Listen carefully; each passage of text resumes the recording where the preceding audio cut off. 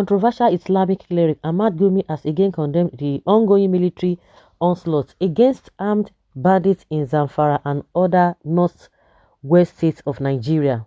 Mr. Gumi said only residents of the adjoining states are suffering the effects of the military action in Zamfara, as the bandits have since allegedly escaped. By the way, what you are not hearing is that the bandits over the years have developed escape routes for the area bombardment. They told us, you can only kill our women and children with your attacks, the cleric posted on his verified Facebook page. He continued, just yesterday, 2 contingents of banditry victims came to me that their loved ones were abducted by bandits in Kaduna suburbs. Really? So they come to you, you know them, and you cannot even tell them to stop. Other people are suffering one thing or the other from the government. If everybody should take to streets and do what they are doing, with the whole country continues, and people are killing with joy, and you are pampering them, you don't even condemn them, you don't even have sympathy for even their victims, but you are having sympathy for them. He said Rigachukum and Keke came to him. An escapee engineer in the letter said when he overheard and understood that they, bandits, were strangers in the area as they were calling the locals to lead them, they gave him the courage to slip through densely grown maize plantations to escape. The point is that if Zamfara is on fire for them, definitely it goes without saying that they will migrate to other areas. So is the whole of Nigeria going to be under lock up in Kamirikado? I think that is the reason why he said they are going nowhere. Femi Adesina said they will go to hell, and we know how he has responded to him.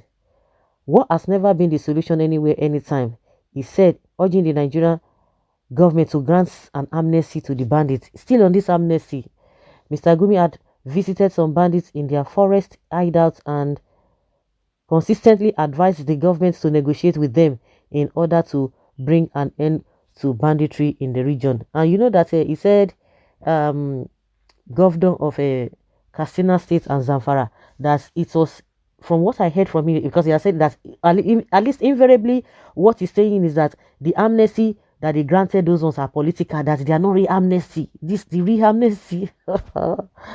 Oh my God, because he said, oh, some people are arguing from the point of view that yes, these people have been negotiated with, they've given them amnesty, they've settled them. At the end of the day, they still went back. He said, no, that is not the kind of amnesty he's talking about. It will get to a time.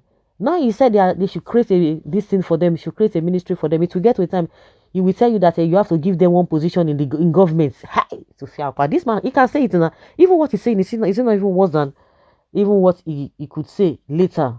To him, he believes that it's not going to, all this whole thing is not going to work. I don't understand though. You cannot see how other regions are now afraid. You see now, they are afraid of talking for their people, speaking for their people. That's why lots of Biafran people, they don't like their leaders. But you can see how bold this guy is. How bold he is. If this man was to come from the south, of course, he would have been behind bar.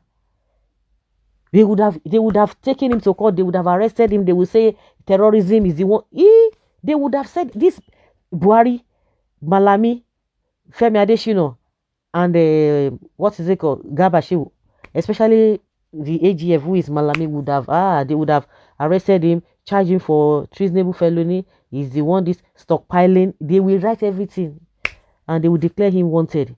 Because this one is more than declaring somebody wanted. It's more than that. Somebody who is coming, and the more people continue to condemn, the more he continues to say that they should be given amnesty. What could be more than that? That means he knows. He said they came to him, and he's even telling the Nigerian soldiers now that you guys are just wasting your time because these guys have escaped. You are only punishing the locals, the residents who are there. And they always come to him. That means they gave him information, and he has never been arrested. There was the time they just did a shambolic call that they called him. When we learned that he was arrested, they said no, nobody can arrest him because his movements from one bandit to another, that the federal government is aware. If the federal government is aware, and that is the reason why they have not been able to talk all this while. Femi Adesina just woke up from his sleep and began to say nonsense talk. To me, they know the game they are playing. I'm sure they have not been able to strike a deal, a very strong deal. Maybe the deal they are striking, of course, that is what he said, that the kind of amnesty being given to all these bandits, they are just political amnesty. You have to do this, you have to do this, you have to do this. Like, seriously? Let them continue. Now, what he's saying invariably now is that they are just wasting their time. That these guys have really gone.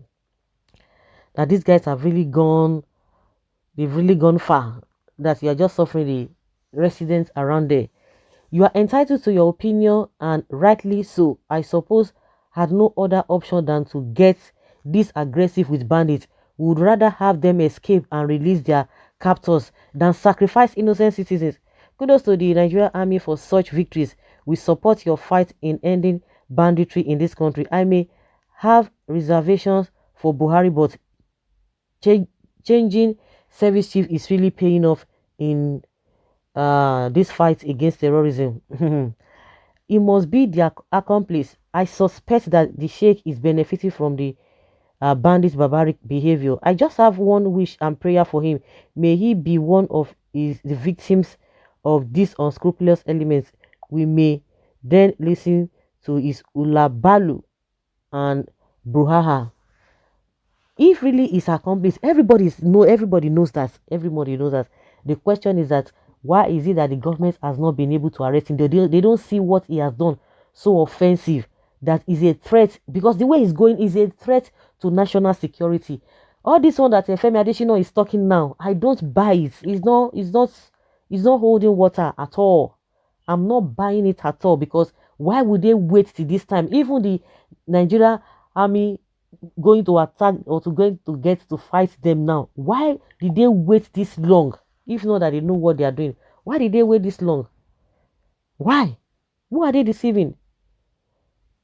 I observe that this man has totally lost direction.